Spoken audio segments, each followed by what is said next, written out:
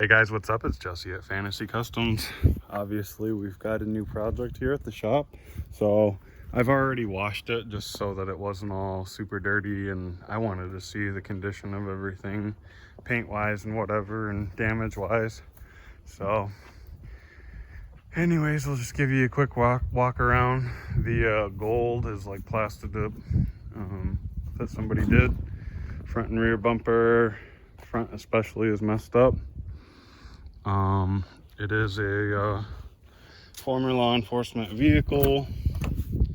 The sticker is more noticeable on the other side, maybe because of the way they always had it parked or something, but it shows Macomb Sheriff, so that would be Detroit area, Michigan here. It's a little nasty in there, go figure, but I don't know, I'd love to get some leather seats and throw them up front there, because the rear are always usually leather in these, and so that'd be pretty awesome to get some front leathers, but that's pretty far away. Supposedly it's got a forged steel stroker crank in it and maybe some other work done to it and a custom tune on it. There's definitely something going on with that engine, but I believe it to be completely junk. So we're gonna go ahead and snatch that motor out. And while I was looking for parts in the meantime, and we found another 2014 Dodge Charger 5.7 rear wheel drive. And I kept thinking, I wonder what the differences are between all-wheel drive and rear wheel drive. Not that much. Oil pan, engine mounts, the starter motors on the other side, just a dumb little plate, flip that around so that the starter can go on the other side. I guess it's like a transmission, I don't know, plate or something. It's just to keep junk out of the torque converter, I believe. So there's not that crazy much different about the all-wheel drive versus the rear-wheel drive. I believe that I should have no problem getting this to work. However, and I'll show you more, but it's not as simple as just throwing the motor in there. We've actually got to rebuild this motor, which I got this motor for $300. Supposedly it only has 36,000 miles on it.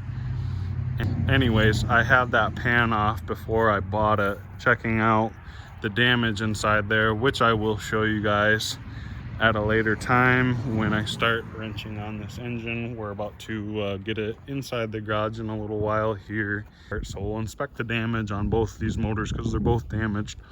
But I'm thinking this one's completely toast and this one's not too toast that I can rebuild it, at least fingers crossed. I think so. Get back here and push this forward again some more.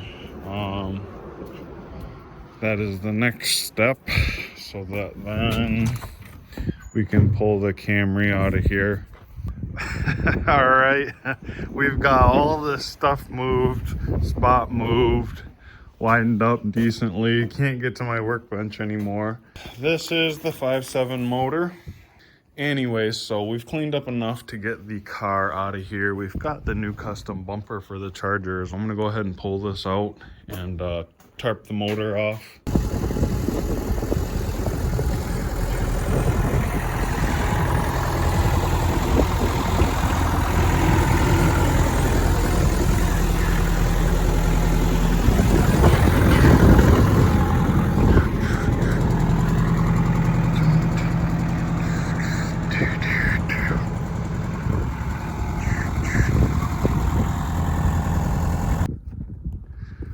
Alrighty then, we got the kabocha put all away, and so we're gonna come out here, get the jack stands going, get the jack under it, jack stands going.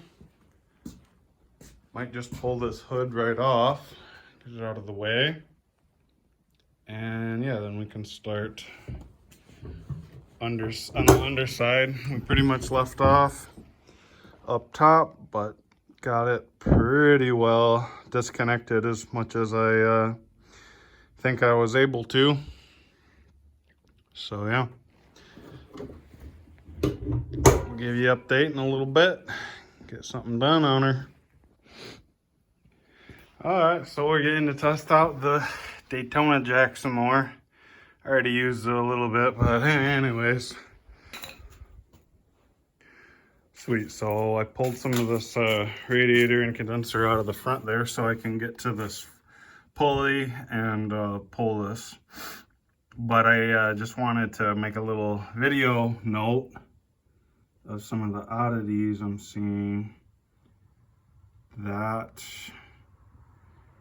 shouldn't have all those washers there, and see how they're not even centered anymore. That's bad. Looks like somebody tried to grab it with vice grips from, yep. That's probably hard on the belts. They've marred up. Oh, look at that. It's a big chunk taken out. We'll definitely use my other pulley because this one, there's little marks in it that you can feel. Hopefully I don't have any problems pulling this off there. Alrighty, woohoo! Good job, Jess. I had to rely on my old trusty to help hold it for a second while I reattached. It worked. It was scary, but it worked. So that's it tonight. Hopefully tomorrow we'll have a little time. We'll get the motor out from there and take that apart. So anyways, guys, that's going to be it for today. This is Jesse, and thanks for tuning in. Go ahead and give me a like.